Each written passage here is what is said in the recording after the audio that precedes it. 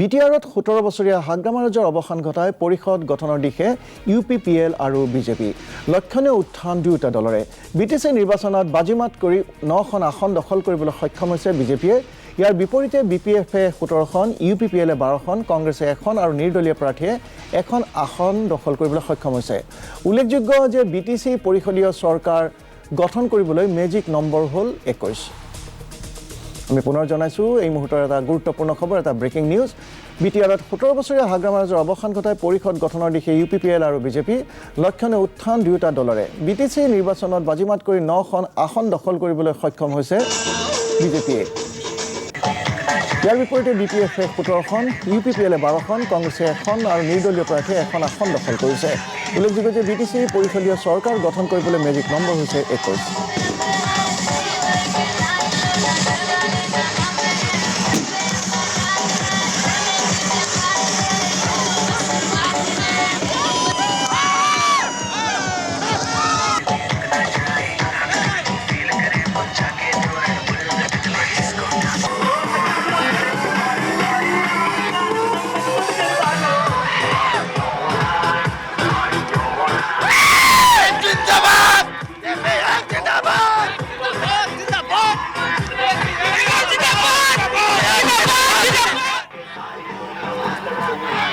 আৰু এনেদৰে হৰ্ষোল্লাস কৰা দেখা গৈছে আৰু জয় হোৱা প্ৰাৰ্থীসকলৰ সমৰ্থকসকলে এনেদৰে আনন্দ উল্লাস কৰা দেখা গৈছে আৰু বিটিআৰত 17 বছৰীয়া হাগ্ৰামাৰাজৰ অৱসান ঘটিছে আৰু এতিয়া পৰিষদ গঠনৰ দিশে অগ্ৰসৰ হৈছে UPPL আৰু বিজেপি দুয়োটা দলৰ লক্ষণীয় উত্থান হৈছে বিজেপিয়ে 9খন আসন BPFে 17খন আৰু UPPLে 12খন আসন দখল কৰিছে কংগ্ৰেছে 1খন আৰু নিৰ্দলীয় প্ৰাৰ্থীয়ে 1খন আসন দখল কৰিছে উল্লেখযোগ্য যে বিটিচি পৰিষদীয় চৰকাৰ গঠন কৰিবলৈ মেজিক নম্বৰেই হৈছে 21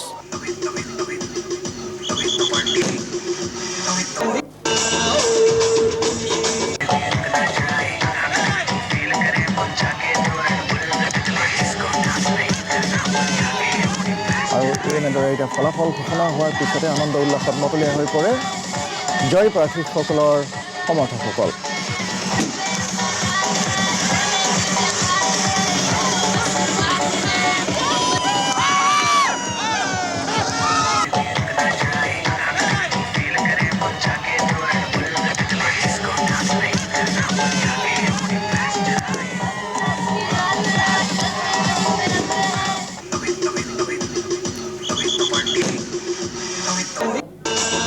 ইপিনে আশা কৰাতকৈ বহু বেছি ভাল ফলাফল লাভ কৰিবলৈ সক্ষম হৈছে ভাৰতীয় জনতা পাৰ্টিয়ে অহা 15 বা 16 ডিচেম্বৰত বিজেপিৰ পৃষ্ঠপোষকতাত হ'ব শপত গ্ৰহণ এই মন্তব্য ডক্টৰ হিমন্ত বিশ্ব শৰ্মাৰ উল্লেখযোগ্য যে শনিবাৰে সমগ্ৰ নিশা বিজেপিৰ শীৰ্ষ ৰাজ্যিক নেতৃত্বই UPPL গণসুৰক্ষা পাৰ্টিৰে বৈঠকত মিলিত হয় এই বৈঠকত উপস্থিত থাকে UPPLৰ সভাপতি প্ৰমোদ বড়ো সাংসদ নৱ শৰণীয়া মন্ত্ৰী হিমন্ত বিশ্ব শৰ্মাই স্পষ্ট কৰি দিয়ে যে আজিৰ পৰা পুনৰ হাগ্ৰামাৰ সৈতে ব্যক্তিগত মিত্ৰতা আহে অৱশ্যে ৰাজনৈতিক মিত্ৰতাৰ কথা পৰৱৰ্তী সময়ত গম পোৱা যাব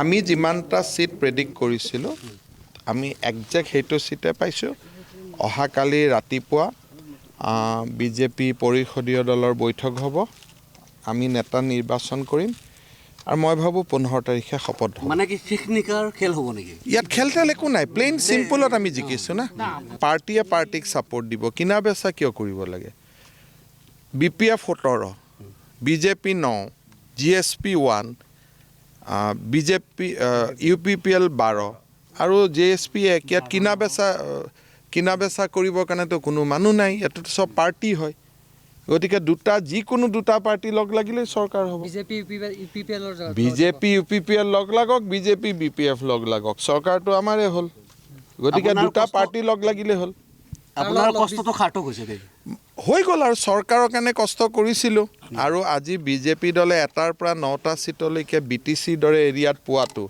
চমকপ্ৰদ সাফল্য গতিকে ওদালগুৰি বাস্কা ডিষ্ট্ৰিক্ট সম্পূৰ্ণভাৱে আমাৰ এটা দখল শব্দটো বেয়া হ'ব ফাৰ্ষ্ট আৰু সেকেণ্ডতে আমি ৰখি গ'লো যদি বিধানসভা হিচাপত কনভাৰ্ট কৰি দিয়ে গোটেইকেইটা MLA সিট আমি জিকিছোঁ হাগ্ৰামা মহিলাৰীক মই মোৰ লগত টেলিফোনত মই ফোন কৰিলোঁ তেওঁ ফোন কৰিলে ইলেকশ্যনৰ সময়ত যি কটুটা আছিল আজিৰ পৰা দুইটাৰ এগেইনষ্টত নকওঁ এখিনি আজি আমাৰ হৈ গ'ল এটা পৰ্ব সেইটো ব্যক্তিগত কিন্তু ৰাজনৈতিক মিত্ৰতা অহাকালি ৰাতিপুৱা 9টা বজাৰ ভিতৰত আপোনালোকে গম পাব বিজেপিক লগত লৈয়ে বিজেপিৰ পৃষ্ঠপোষকতাত BTCত চৰকাৰ হ'ব। পৰষদীয়া এইটোৱে ক'লোঁ যে যেই মুহূৰ্ততে BTCত বিজেপিক লৈ চৰকাৰ হ'ব তেতিয়াহ'লে BTCৰ আংশিক আৰু পূৰ্ণ 14টা বিধানসভাৰ চিট আছে। গতিকে আপুনি ধৰি লওক যে বিজেপিয়ে ইলেকশ্যন নহওঁতে 14+ দি আৰম্ভ কৰিব, সেইটোৱে কথা। আমাৰ ভাৰতীয় জনতা পাৰ্টীৰ ৰাজ্যিক সভাপতি ৰঞ্জিত দাস ডাঙৰীয়াক সাক্ষাৎ কৰিবলৈ GSPৰ নেতা নৱশৰণীয়া ডাঙৰীয়া আহিছিলে, তেখেতৰ প্ৰতিনিধিজনক লৈ ঘনশ্যাম দাসক। আৰু ঠিক তেনেকৈ নিৰ্বাচনত বিজয়ী হোৱাৰ পিছত সৌজন্যমূলক সাক্ষাতৰ বাবে প্ৰমোদ বড়ো ডাঙৰীয়া আহিছিলে। আমাৰ ৰাজ্যিক সভাপতি মোক আমাক গোটেইখিনিকে লগ পালে। শৰণীয়া ডাঙৰীয়াৰ লগত আমি ইমানেই কথা পাতিছোঁ যে আপোনালোকে বিজেপিৰ লগত থাকিলে আমি ভাল পাওঁ, কিন্তু তেখেতেও কোনো কথা কোৱা নাই, কাৰণ মই আগতে কৈছোঁ যে মুখ্যমন্ত্ৰী ডাঙৰীয়াৰ লগত কথা নপতাকৈ আমি কোনো পলিটিকেল এলায়েন্সৰ ওপৰত সিদ্ধান্ত ল'ব নোৱাৰোঁ। কিন্তু যিহেতু আমি ইজনে সিজনৰ লগত আমাৰ সম্পৰ্কটো আপোনালোকে জানে, গতিকে নৱশৰণীয়া, মই, প্ৰমোদ বড়ো, দিলীপ শইকীয়া গোটেইকেইজনে আমাৰ ৰাজ্যিক সভাপতি ৰঞ্জিত দাস ডাঙৰীয়াৰ লগত আমি ভাৱৰ বিনিময় কৰিলোঁ। কিন্তু সিদ্ধান্ত বা যিকোনো ঘটনা অহাকালি ৰাতিপুৱাহে কৰিব পৰা যাব, কাৰণ এতিয়া আমি মুখ্যমন্ত্ৰী ডাঙৰীয়াক ডিষ্টাৰ্ব কৰা নাই। এটাই আপোনালোকে বুজি পাইছে যে জিকাৰ পিছতে নৱশৰণীয়া ডাঙৰীয়াও আহি আমাৰ বিজেপিৰ ৰাজ্যিক সভাপতিক সাক্ষাৎ কৰিছে, প্ৰমোদ বড়ো ডাঙৰীয়াও আহি তেখেতক সাক্ষাৎ কৰিছে। গতিকে এটা যে আমাৰ গোটেই তিনিটা দলৰ মাজত এটা ভাল সম্পৰ্ক আছে সেইটো ঠিক, কিন্তু সেইটোকে পলিটিকেল এলায়েন্সলৈকে কনভাৰ্ট কৰা নকৰা আমি ৰাতিপুৱা 9:30 বজাত ডিচিশ্যন ল'ম। আৰু কালি ফলাফল ঘোষণা হোৱাৰ পিছতে সেয়া মন্তব্য আছিল ডক্টৰ হিমন্ত বিশ্ব শৰ্মাৰ। আৰু আশা কৰাতকৈ ভাৰতীয় জনতা পাৰ্টীয়ে এইবাৰ যথেষ্ট ভাল ফলাফল দেখুৱাবলৈ সক্ষম হৈছে। আৰু অহা 15 বা 16 ডিচেম্বৰত বিজেপিয়ে পৃষ্ঠপোষকতাত শপত গ্ৰহণ হ'ব। আৰু এই মন্তব্য ডক্টৰ হিমন্ত বিশ্ব শৰ্মাৰ। উল্লেখযোগ্য যে শনিবাৰে সমগ্ৰ নিশা বিজেপিৰ শীৰ্ষ ৰাজ্যিক নেতৃত্ব UPPL গণসুৰক্ষা পাৰ্টীৰে বৈঠকত মিলিত হয়। এই বৈঠকত উপস্থিত থাকে UPPLৰ সভাপতি প্ৰমোদ বড়ো, সাংসদ নৱশৰণীয়া। মন্ত্ৰী হিমন্ত বিশ্ব শৰ্মাই স্পষ্ট কৰি দিয়ে যে আজিৰ পৰা পুনৰ হাগ্ৰামাৰ সৈতে ব্যক্তিগত মিত্ৰতাহে, অৱশ্যে ৰাজনৈতিক মিত্ৰতাৰ কথা পৰৱৰ্তী সময়ত গম পোৱা যাব, সেই কথা ক'লে। আৰু পুনৰবাৰ তেখেতৰ সেই মন্তব্য এবাৰ আমি আপোনালোকক দেখুৱাইছোঁ।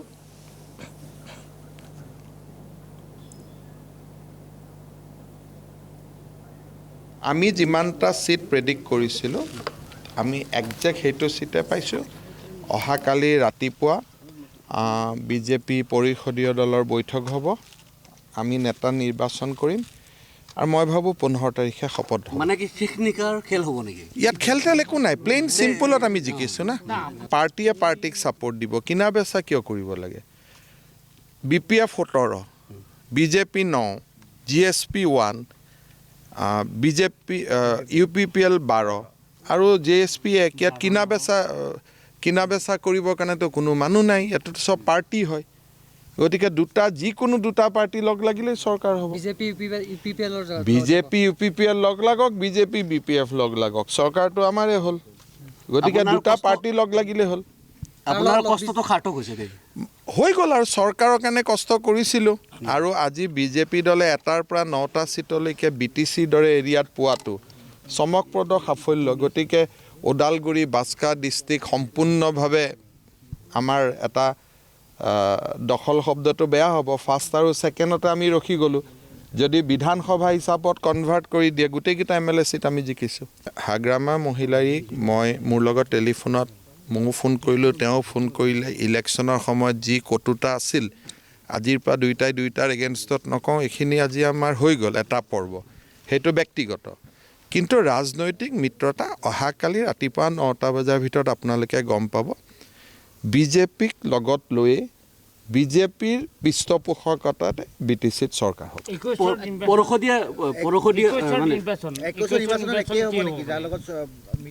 এইটোৱে ক'লোঁ যে যেই মুহূৰ্ততে BTCত বিজেপিক লৈ চৰকাৰ হ'ব তেতিয়াহ'লে BTCৰ আংশিক আৰু পূৰ্ণ 14টা বিধানসভাৰ চিট আছে।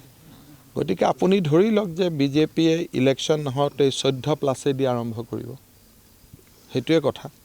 আমাৰ ভাৰতীয় জনতা পাৰ্টীৰ ৰাজ্যিক সভাপতি ৰঞ্জিত দাস ডাঙৰীয়াক সাক্ষাৎ কৰিবলৈ GSPৰ নেতা নৱশৰণীয়া ডাঙৰীয়া আহিছিলে, তেখেতৰ প্ৰতিনিধিজনক লৈ ঘনশ্যাম দাসক। আৰু ঠিক তেনেকৈ নিৰ্বাচনত বিজয়ী হোৱাৰ পিছত সৌজন্যমূলক সাক্ষাতৰ বাবে প্ৰমোদ বড়ো ডাঙৰীয়া আহিছিলে। আমাৰ ৰাজ্যিক সভাপতি মোক আমাক গোটেইখিনিকে লগ পালে। শৰণীয়া ডাঙৰীয়াৰ লগত আমি ইমানেই কথা পাতিছোঁ যে আপোনালোকে বিজেপিৰ লগত থাকিলে আমি ভাল পাওঁ, কিন্তু তেখেতেও কোনো কথা কোৱা নাই, কাৰণ মই আগতে কৈছোঁ যে মুখ্যমন্ত্ৰী ডাঙৰীয়াৰ লগত কথা নপতাকৈ আমি কোনো পলিটিকেল এলায়েন্সৰ ওপৰত সিদ্ধান্ত ল'ব নোৱাৰোঁ। কিন্তু যিহেতু আমি ইজনে সিজনৰ লগত আমাৰ সম্পৰ্কটো আপোনালোকে জানে, গতিকে নৱশৰণীয়া, মই, প্ৰমোদ বড়ো, দিলীপ শইকীয়া গোটেইকেইজনে আমাৰ ৰাজ্যিক সভাপতি ৰঞ্জিত দাস ডাঙৰীয়াৰ লগত আমি ভাৱৰ বিনিময় কৰিলোঁ। কিন্তু সিদ্ধান্ত বা যিকোনো ঘটনা অহাকালি ৰাতিপুৱাহে কৰিব পৰা যাব, কাৰণ এতিয়া আমি মুখ্যমন্ত্ৰী ডাঙৰীয়াক ডিষ্টাৰ্ব কৰা নাই। এটাই আপোনালোকে বুজি পাইছে যে জিকাৰ পিছতে নৱশৰণীয়া ডাঙৰীয়াও আহি আমাৰ বিজেপিৰ ৰাজ্যিক সভাপতিক সাক্ষাৎ কৰিছে, প্ৰমোদ বড়ো ডাঙৰীয়াও আহি তেখেতক সাক্ষাৎ কৰিছে। গতিকে এটা যে আমাৰ গোটেই তিনিটা দলৰ মাজত এটা ভাল সম্পৰ্ক আছে সেইটো ঠিক, কিন্তু সেইটোকে পলিটিকেল এলায়েন্সলৈকে কনভাৰ্ট কৰা নকৰা আমি ৰাতিপুৱা 9:30 বজাত ডিচিশ্যন ল'ম। পুৱতি নিশা প্ৰায় 4 বজাত ডক্টৰ হিমন্ত বিশ্ব শৰ্মাৰ চৰকাৰী বাসগৃহত উপস্থিত হৈছিল UPPLৰ সভাপতি প্ৰমোদ বড়ো। বৈঠকৰ পিছত প্ৰমোদ বড়োৰ প্ৰতিক্ৰিয়া। এই আলোচনাটো কালি কৰা হ'ব, জাষ্ট এতিয়া কাৰ্ডছি এটা মিট হৈছে আৰু আমাৰ যিখিনি জিকিছে আমি এইটো একেলগে বহিম ৰাতিপুৱা, আমি বহি পেলাই ডিচিশ্যন ল'ম। আৰু আমাৰ মাজত এটা আলোচনা চলিছে কি পৰিৱৰ্তন যিহেতু লাগে আৰু BTR চুক্তিখন ৰূপায়ণ হ'ব লাগে, তো সেইকাৰণে চৰকাৰ গঠন কৰাটো আমাৰ কাৰণে খুব জৰুৰী হৈছে। তো সেইকাৰণে আমি ৰাতিপুৱা আলোচনা কৰিম আমাৰ যিখিনি 12জন কেণ্ডিডেট জিকিছে আৰু ইয়াৰ পিছত ডিচিশ্যন ল'ম। অনা বড়ো বুলি এতিয়া কথা নাই, যিমানখিনি আছে চবেই অধিকাৰ পাব লাগে আৰু সেইটো বড়ো অনা বড়ো বুলি ডিফাৰেঞ্চিয়েট কৰিলে আৰু বেছি বেয়া হৈ যায়। BTR অঞ্চলত যোনে বসবাস কৰি আছে সকলো সম অধিকাৰ সম মৰ্যাদা পাব লাগিব। BTCত ৰাইজে BPFৰ বিৰুদ্ধে ভোট দিছে। নতুন চৰকাৰ বিচাৰি ভোট দিছে BTCবাসীয়ে। BTCবাসীৰ এই আশা পূৰণ কৰিব ভাৰতীয় জনতা পাৰ্টীয়ে। নিৰ্বাচনৰ ফলাফল ঘোষণাৰ পিছত এই মন্তব্য সাংসদ দিলীপ শইকীয়াৰ। আনহাতে BPFক এৰি দিয়া 12টা সমষ্টিটো বিধানসভা নিৰ্বাচনত বিজেপি প্ৰতিদ্বন্দ্বিতা কৰিব বুলি মন্তব্য সাংসদগৰাকীৰ। চূড়ান্ত ফলাফলটো আৰু কিছু মুহূৰ্তৰ পিছত আমি পাম, গতিকে আন্দাজ কৰিছোঁ 11খন আসনত 12খন আসনত UPPL দলে আৰু 9খন আসনত ভাৰতীয় জনতা পাৰ্টীয়ে ইতিমধ্যে বিজয় সাব্যস্ত কৰিছে। এখন আসন অকণমান খেলি মেলি হৈ আছে, মানে যিটো আমাক চিম্পুল মেজৰিটি লাগে BJP UPPL মিলি, এই চিম্পুল মেজৰিটি ইতিমধ্যে আমি পাইছোঁ। গতিকে স্বাভাৱিকতে যিহেতু BPF দলৰ যিটো শোচনীয় পৰাজয় আৰু এই পৰাজয়ে এটা ইংগিত বহন কৰিছে যে BTCবাসীয়ে এইবাৰ পৰিৱৰ্তনৰ স্বাৰ্থত এখন শান্তিপূৰ্ণ বিকশিত BTC নিৰ্মাণৰ বাবে BPFৰ বিৰুদ্ধে ভোটদান কৰিছে। আৰু সেইকাৰণে এই কথাটো আমি BTCবাসীৰ যিটো মনৰ ইচ্ছা, যিহেতু BPFৰ বিৰুদ্ধে ভোটদান কৰিছে, গতিকে BTCবাসীয়ে এখন নতুন চৰকাৰ বিচাৰে আৰু এখন নতুন চৰকাৰ দিয়াৰ দায়িত্ব ৰাষ্ট্ৰীয় দল হিচাপে ভাৰতীয় জনতা পাৰ্টী আৰু আশানুৰূপ সফলতা লাভ কৰাৰ পৰিপ্ৰেক্ষিতত আমি এই গোটেই বিষয়টো নতুনকৈ চিন্তা কৰাৰ আৱশ্যকতা অনুভৱ কৰিছোঁ। গতিকে সেইকাৰণে আমি এতিয়া আমাৰ UPPL দলৰ লগত আমি কিছু আনুষ্ঠানিক কথা বাৰ্তা আমি চলাই আছোঁ।